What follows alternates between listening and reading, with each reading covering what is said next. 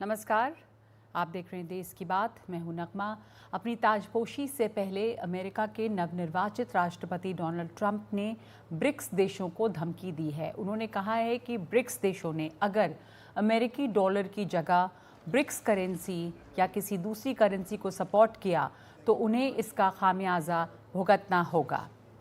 Donald Trump ने social media account से post करते हुए कहा कि अगर अमेरिकी डॉलर को चुनौती दी तो डॉलर से दूर होने की कोशिश में हम मूक दर्शक बने रहें। ये दौर अब खत्म। गारंटी चाहिए कि ट्रेड के लिए यूएस डॉलर की जगह नई करेंसी नहीं बनाएंगे और न ही किसी दूसरे देश की करेंसी में ट्रेड करेंगे। अगर ऐसा किया तो उन्हें 100% टैरिफ का सामना करना पड़ेगा। साथ ही अमेरिकी बाजार में सामान बेचने के बारे में भूल जाना चाहिए। ट्रेड के लिए डॉलर की जगह दूसरी करेंसी के इस्तेमाल की कोई जगह नहीं। अगर कोई देश ऐसा करता है तो उसे अमेरिका को भूल जाना चाहिए। आपको बता दें कि इस साल रूस में हुए ब्रिक्स शिखर सम्मेलन में अलग करेंसी पर चर्चा हुई थी, हालांकि कोई फैसला नहीं हो पाया था। रूस ने ही 2022 में ब्रिक्स करेंसी लाने का विचार आगे बढ़ाया था। इस दौरान पुतिन ने भी कहा था कि डॉलर को हथियार के तौर पर इस्तेमाल किया जा रहा है और मुझे लगता है कि ऐसा करने वालों की ये बहुत बड़ी गलती है।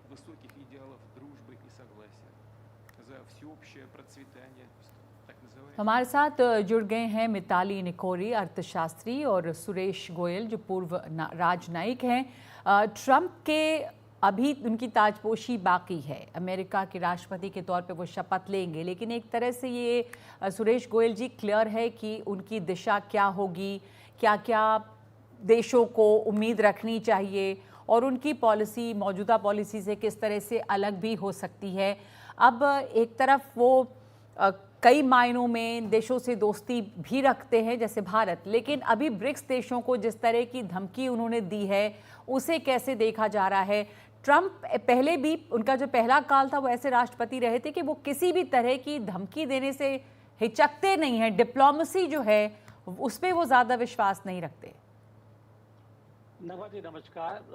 आपने कहा कि इनका जो अनाउंसमेंट्स आ रही हैं, जो स्टेटमेंट्स आ रही है, तो कुछ आगे का जो इनका रवैया रहेगा उसका अंदाजा होता जा रहा है।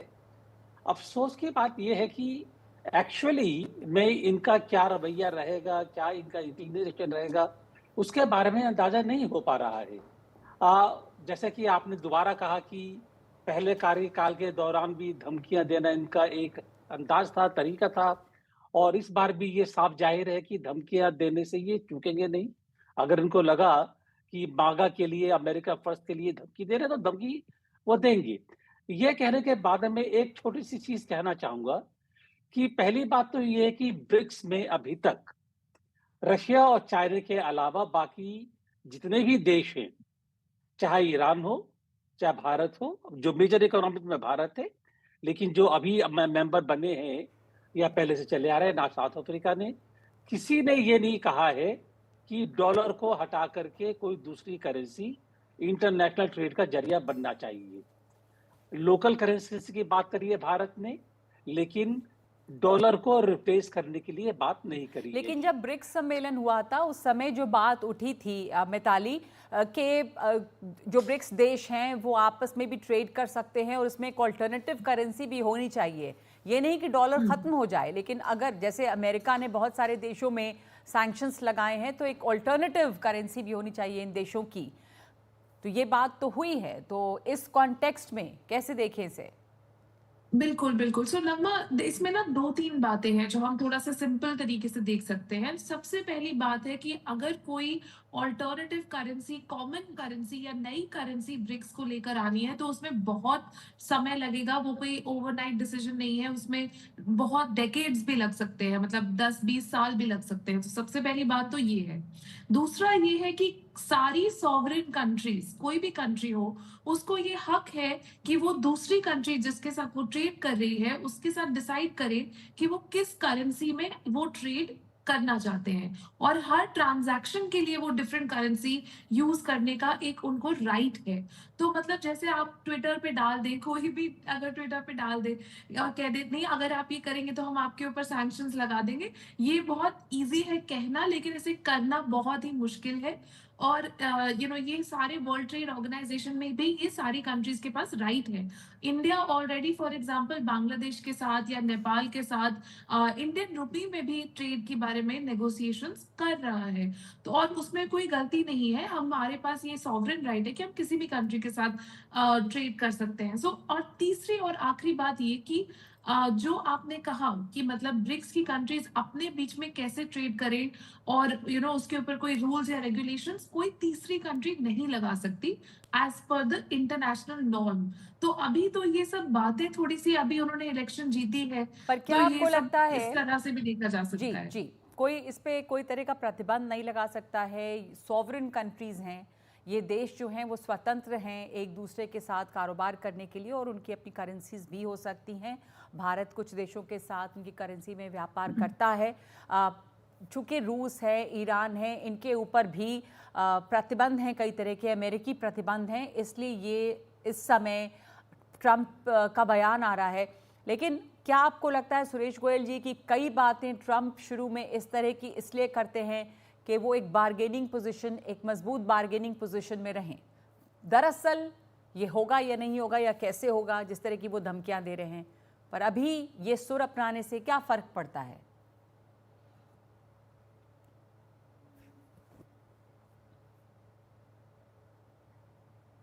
सुरेश गोयल जी, आपके माइक म्यूटेड है। जी धन्यवाद। आपको आवाज आ रही है मेरी? अब आ रही है जी, कहिए। जी मैं ये कह रहा था कि मुझको नहीं लगता कि, या पता नहीं, हो सकता है मेरी समझ में नहीं आ रहा हो कि ट्रंप साहब को इसमें बार्गेनिंग पोजीशन कैसे मजबूत होगी इस तरह की धमकियां देने में, क्योंकि धमकियां देने में कोई छोटी सी इकोनॉमी तो डर जाएगी, लेकिन बड़ी इकोनॉमी चाइनीज वगैरह, चाइना वगैरह, इससे उनको असर इतना नहीं पड़ेगा। हो सकता है थोड़ा बहुत, लेकिन नहीं। मैं समझता हूँ कि इस मामले में वो धमकियां दे रहे हैं, कह रहे हैं वो, क्योंकि वो चाहते हैं कि हम लोग डी डॉलराइजेशन की बात ना करें, लेकिन वो तो बात हो करते हैं, लेकिन होने की उम्मीद नहीं है, क्योंकि ब्रिक्स में जो डिसीजन है वो सबके कंसेंसस से ही होना है, और कंसेंसस अभी है नहीं इस मामले में। ये तो मेरे ख्याल है जल्दबाजी कर रहे हैं थोड़ा सा उनके दिमाग में। हमेशा किसी भी काम के लिए वो पहले बोल देते हैं, बाद में सोचते हैं कि क्या बोला है। तो मुझको नहीं समझ में आया कि क्यों, क्या इनका मकसद रहा होगा।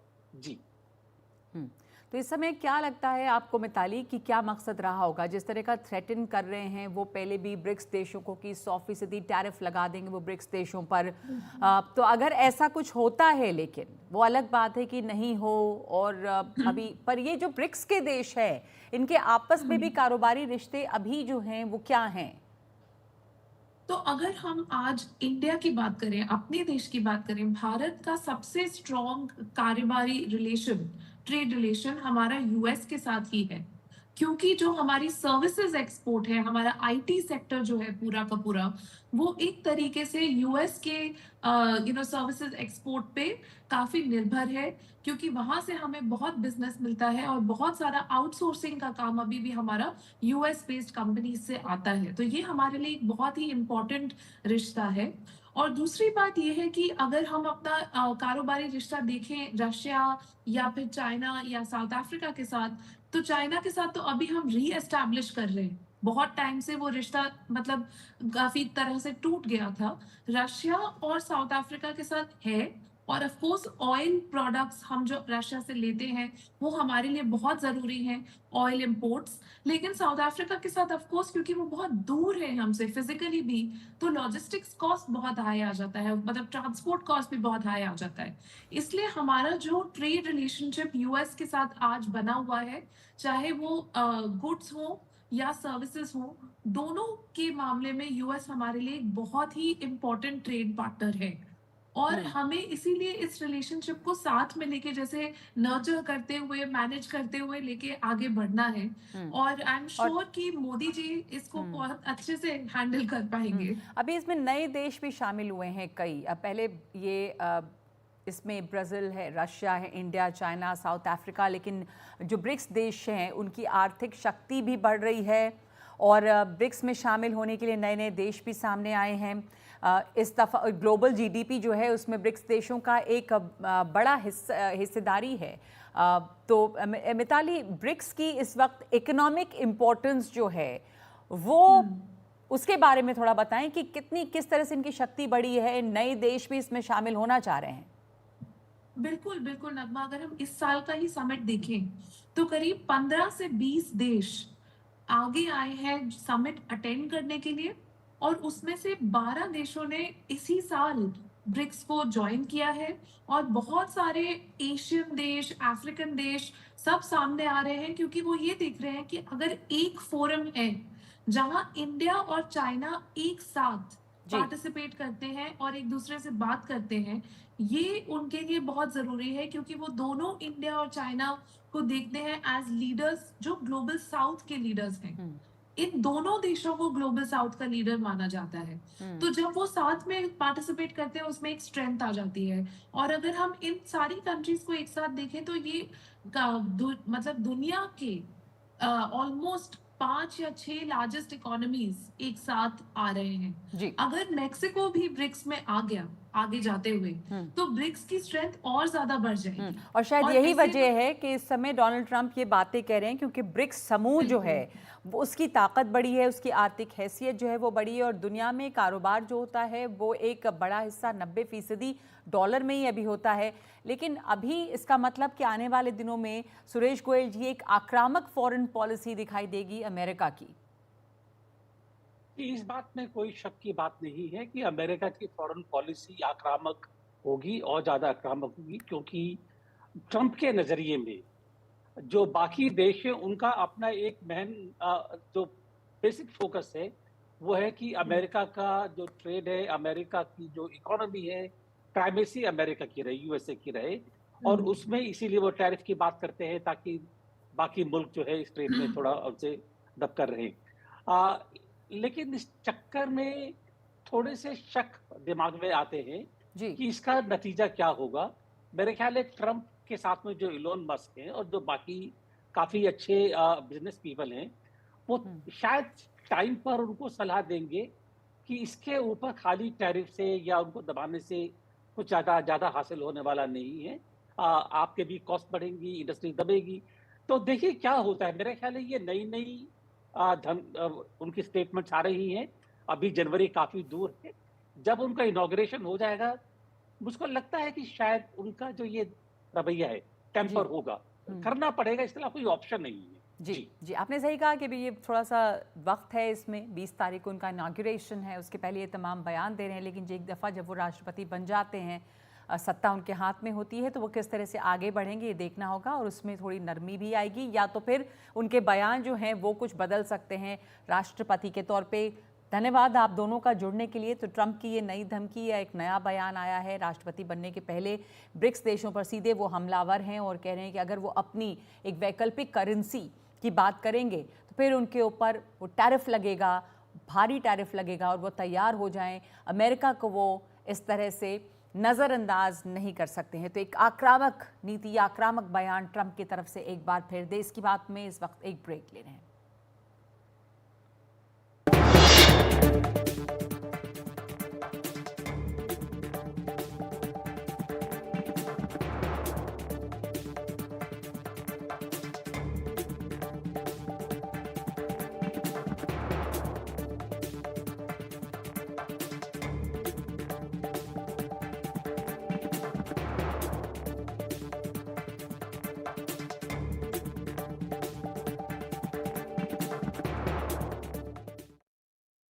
सर्वोकॉन ट्रांसफॉर्मर्स एंड स्टेबलाइजर रखे सब कंट्रोल में। सर्वोकॉन।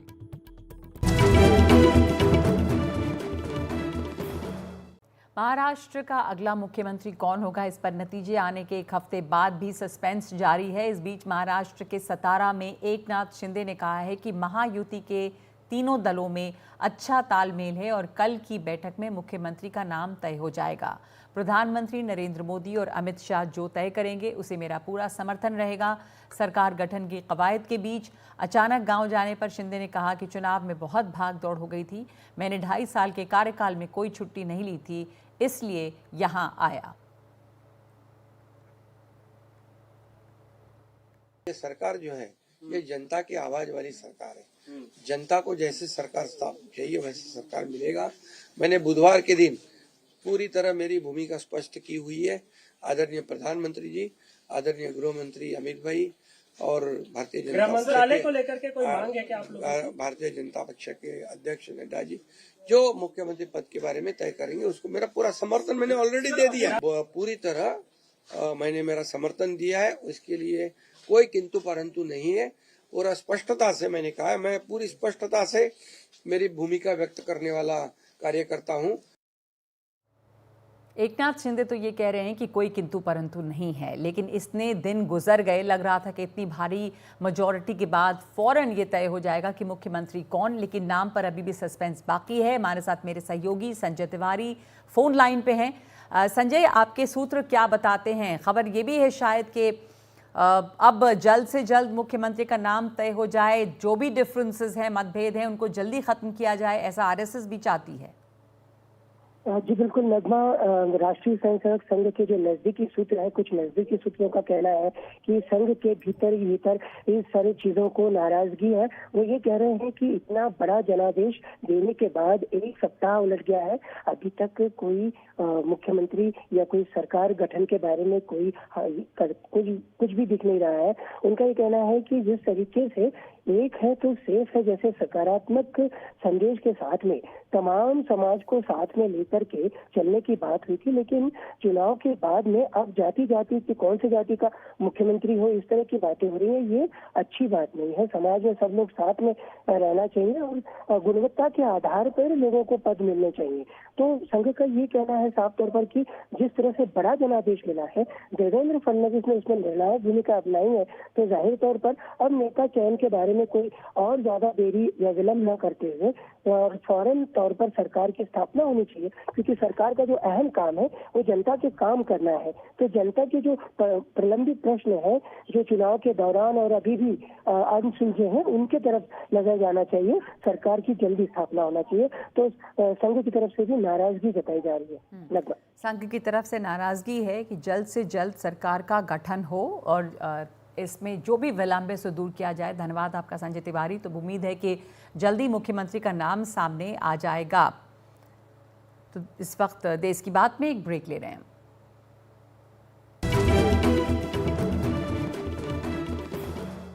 आम आदमी पार्टी के विधायक नरेश बालियान को 2 दिन की पुलिस रिमांड पर भेज दिया गया है। बीती रात क्राइम ब्रांच ने नरेश बालियान को गिरफ्तार किया था।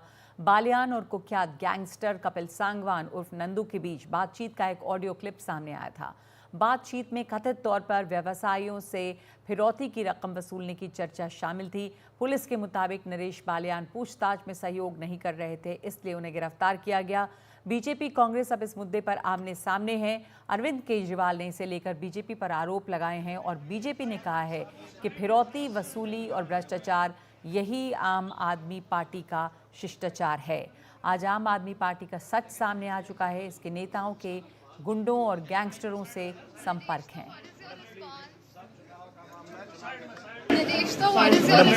सब चुनाव का मामला है, और इसके चुनाव के अलावा कुछ नहीं है। चुनाव के अलावा केजरीवाल ने बीजेपी पर आरोप लगाते हुए कहा कि अगर आपने शिकायत करने की कोशिश की तो आपके ऊपर भी कार्रवाई की जा सकती है। कल नरेश बालियान की गिरफ्तारी से अमित शाह जी ने दिल्ली की जनता को क्या संदेश दिया है? उन्होंने सीधा सीधा संदेश दिया है कि अगर तुमने कंप्लेन करने की कोशिश करी, अगर तुम्हारे साथ कुछ भी होता है और तुमने कंप्लेन करी, तो तुम्हें ही तुम्हारे ऊपर हमला भी कराया जा सकता है, तुम्हें गिरफ्तार भी किया जा सकता है। कंप्लेन करने की हिम्मत मत करना। ये सीधा सीधा मैसेज है। गैंगस्टर्स को क्या संदेश दिया अमित शाह जी ने कि मैं हूं तुम्हें बचाने के लिए चिंता मत करना, कोई कंप्लेंट आएगी कंप्लेनेंट की ऐसी तैसी कर देंगे, कंप्लेन करने वाले की ऐसी तैसी कर देंगे, तुम चिंता मत करना, मैं बैठा हूं गृह मंत्रालय में तुम लोगों को बचाने के लिए। वहीं बीजेपी नेता शहजाद पूनावाला ने कहा कि फिरौती वसूली और भ्रष्टाचार आम आदमी पार्टी का यही शिष्टाचार है।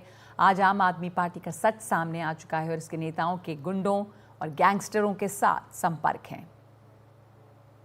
फिरौती वसूली और भ्रष्टाचार यही आम आदमी पार्टी का शिष्टाचार, और जब कार्रवाई हो, कोई गिरफ्तार हो, कोई डिटेन हो तो चिल्लाएंगे अत्याचार अत्याचार, खेलेंगे विक्टिमहुड कार्ड। आज आम आदमी पार्टी के विधायक का और आम आदमी पार्टी का असली चेहरा सामने निकल कर आ चुका है। किस प्रकार से शराब माफिया, फिर उसके बाद बिल्डर माफिया, ड्रग माफिया के बाद अब गुंडों के साथ, गैंगस्टर्स के साथ इनके संबंध है। कैसे फोन पर बात की जाती है कि फिरौती कैसे लेनी है, वसूली कैसे करनी है, ये भी प्रमाण सामने निकल कर आ चुका है। तो निवान शर्मा जी हमारे साथ हैं, प्रवक्ता हैं आम आदमी पार्टी के, और आरपी सिंह प्रवक्ता बीजेपी। निवान शर्मा जी, आपने सुना अभी शहजाद पूनावाला को, साफ तौर पे तमाम तरह की फ़ोन पे अब बातें रिकॉर्ड हैं, कुख्यात गैंगस्टर कपिल सांगवान से लिंकेज सामने आ रहे हैं और ये साफ दिख रहा है कि किस तरह के कनेक्शन है आपके नेताओं के। जवाब इसका? देखिए, बहुत बहुत नमस्कार। और देखिए, जो ये बीजेपी ने कार्रवाई की है और अभी हम सुन रहे थे बीजेपी के प्रवक्ता को, ये क्लियरली ये दिखाता है कि बीजेपी के पास दिल्ली में आने वाले चुनावों के लिए कोई मुद्दा नहीं है। आप हैरान हो जाएंगे सुन के कि ये कार्रवाई क्या है, इसको समझना बहुत जरूरी है। देखिए, हमारे विधायक ने 5 कंप्लेंट्स करी एक गैंगस्टर के खिलाफ कि मुझे फिरौती की, एक्सटॉर्शन की कॉल्स आ रही हैं, मेरी कंप्लेंट रजिस्टर की जाए। उन्होंने एक कंप्लेंट करी 20/12/2022 को, फिर उसके बाद 21/12/2022 को, 5/7/2023 को, 3/7/2023 को, ऐसे 5 कंप्लेंट करी। ना केवल पुलिस में, उन्होंने ये कंप्लेंट जो है वो स्पेशल सेल को करी, स्पेशल कमिश्नर ऑफ पुलिस को करी, पुलिस हेडक्वार्टर्स में करी, special commissioner of police crime को करी। उनके खिलाफ इस्तेमाल कर लिया गया उन्हीं के कंप्लेंट को। आप देखिए, आप हैरान हो जाएंगे कि एक मामले में जिस व्यक्ति को एक्सटॉर्शन कॉल्स आ रही हैं, उसको 1 साल बाद अचानक से बोल दिया जाता है कि तुम्हारी उस गैंगस्टर से बात हुई थी, आओ तुम्हें गिरफ्तार कर लेते हैं। ये तो हमने आज तक कभी सुना नहीं कि जो कंप्लेंट करने जाए उसी को पकड़ लो। क्या है जो ऑडियो क्लिप्स मिली है, जो ये ऑडियो क्लिप्स चला रहे हैं, उसका क्या ऑथेंटिकेशन है? उसको तो कोर्ट भी स्टे लगा चुकी है, उस पर कोई तथ्य नहीं है इनके पास। ये क्लियर मैसेज है बीजेपी का कि अगर आप गैंगस्टर्स के खिलाफ कंप्लेंट करोगे तो आप फंसोगे। हम हमेशा से सुनते थे ना कि पुलिस के चक्कर में नहीं फंसना। अरविंद केजरीवाल ने अभी यही कहा और आम आदमी पार्टी का वही लाइन है। तो आप यही कह रहे हैं कि ये तो सीधे ये मैसेज है कि अगर आप कंप्लेन करेंगे किसी गैंगस्टर के खिलाफ तो आप पर ही कार्रवाई हो जाएगी, यानी कि गैंगस्टर्स को प्रोटेक्ट किया जा रहा है। आरपी सिंह जी, देखिए नगमा, इनका एक ट्रैक रिकॉर्ड है। ये तो अपने घर में सांसद को बुलाकर सांसद को पिटवाते हैं और महिला सांसद को पिटवाते हैं, अपने सहयोगियों को पिटवाते हैं। ये तो इनके ट्रैक रिकॉर्ड है, इनके क्रिमिनल ट्रैक रिकॉर्ड बता रहा हूँ। इनके वो पिटवाने की बात अलग है। अभी इसकी बात नगमा जी, नगमा जी, आपने उनको पूरा ढंग से सुना। मुझे आधा मिनट अपनी बात तो पूरी कर लेनी चाहिए। मतलब आपकी बात पूरी करेंगे। मैं पूछ रही हूँ कि ये जो कह रहे हैं कि इन्होंने कंप्लेन की थी वो उनके खिलाफ इस्तेमाल कर ली गई, इनकी कोई बातचीत नहीं है गैंगस्टर से। मैं उसमें जरा एक ट्रैक रिकॉर्ड दे दूं। आपने तो बताया नहीं ट्रैक रिकॉर्ड, मुझे ट्रैक रिकॉर्ड बता दो, कम से कम मैं ट्रैक रिकॉर्ड इनका दे दूं। इनके विधायक हैं, वो जो टैंकर माफिया के साथ मिलकर टैंकर माफिया के साथ वसूली करते हैं, उनके खिलाफ कंप्लेंट है। एक इनके विधायक है, वो अपनी पत्नी के अपनी पत्नी को पीटते थे, कुत्तों से कटवाते थे। बाद में हालांकि समझौता हो गया उनका, वो अलग बात है, परंतु वो भी सबको जानकारी में, सबको ध्यान में, उनकी पत्नी ने वो ऑफिशियल। मैं इसलिए एक इनके विधायक थे जो कि राशन कार्ड के नाम पर बुलाते थे और राशन कार्ड देने के नाम पर रेप करते थे। एक इनके पूर्व विधायक रहे हैं, वो नकली डिग्रियां बनाते थे। मैं एक क्रिमिनल हिस्ट्री का रिकॉर्ड बता रहा हूँ और मैं आता हूँ इनकी बात पर। नरेश बलियान जी को अगर उन्होंने कंप्लेंट दी पुलिस को, पुलिस ने एक्शन लिया, तो नॉर्मल कोर्ट में नगमा जी आप क्या करेंगे?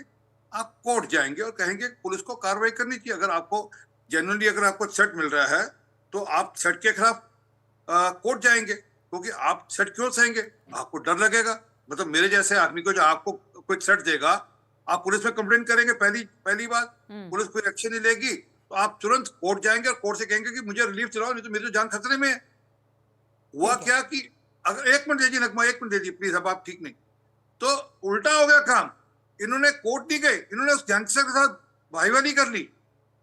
जो ऑडियो है उसमें वो भाईवाली कर ली कि मैं तुम्हारी मदद करता हूँ, कहाँ से पैसे घुराने हैं और उस पैसे को घुराकर फिर उसमें कैसे मडवाली करनी है, मेरे को कैसे उसमें मेरे को हिस्सेदारी करनी है। निवान शर्मा इस पर जवाब दे रहे हैं आपका।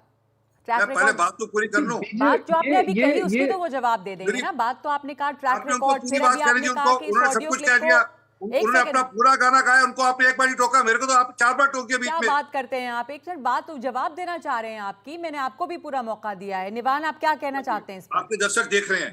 देखिए ये क्या कहानियां सुना, कोई तथ्य नहीं इनके पास। ये स्टोरी टेलिंग मशीन बन चुकी है भाजपा इस समय। क्या बोलते जा रहे हैं कि अगर कंप्लेंट करी थी तो कोर्ट जाना चाहिए था। अरे दुनिया भर के सिस्टमेटिक फेलियर के लिए कि कोर्ट क्यों नहीं गए? अगर आपने कंप्लेन किया और पुलिस की कोई एक्शन अगर नहीं हुई तो आप उनके साथ दोस्ती करने लगे, आप कोर्ट क्यों नहीं चले गए?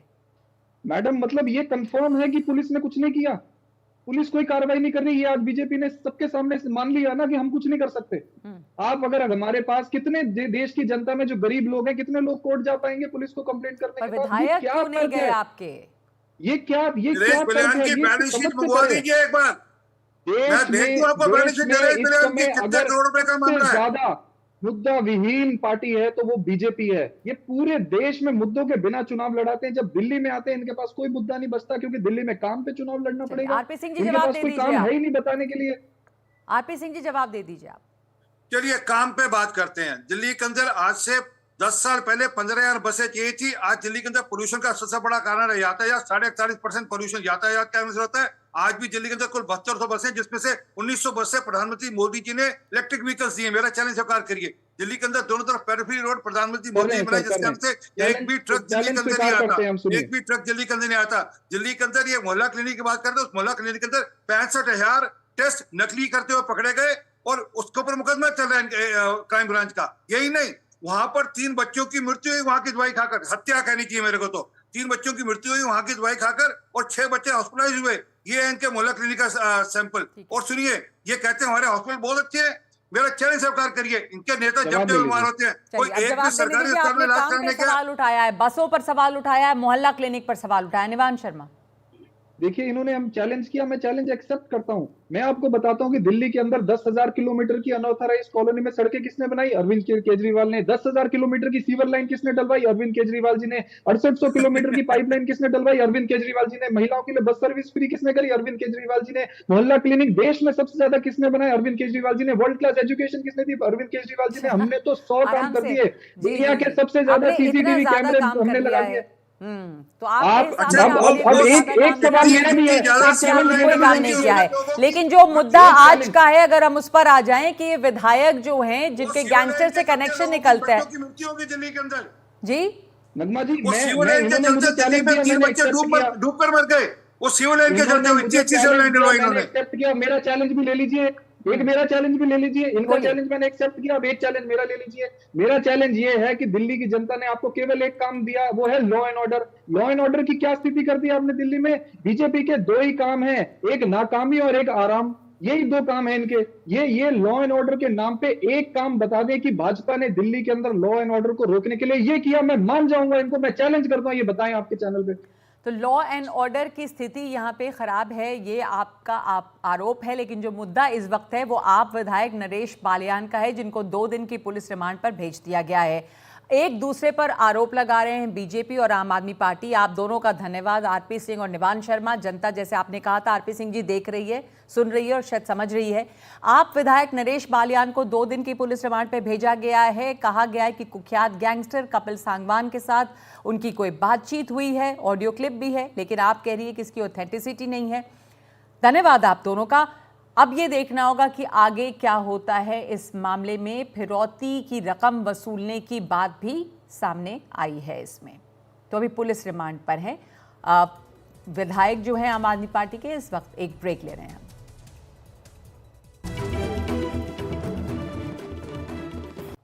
मुंबई से चेन्नई जा रही इंडिगो की फ्लाइट में एक बड़ा हादसा होते होते टल गया है। लैंडिंग से पहले फ्लाइट हिचकोले खाने लगी तो उसे गो अराउंड किया गया।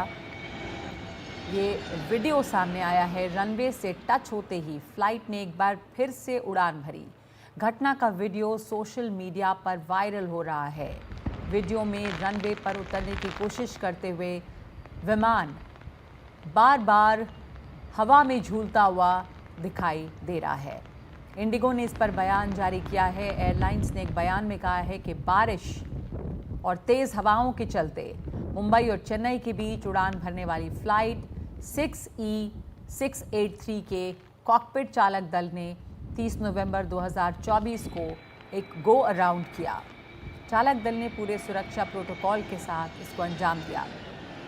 हमारे पायलट ऐसी स्थितियों को सबसे अधिक पेशेवर तरीके से संभालने के लिए व्यापक रूप से प्रशिक्षित हैं।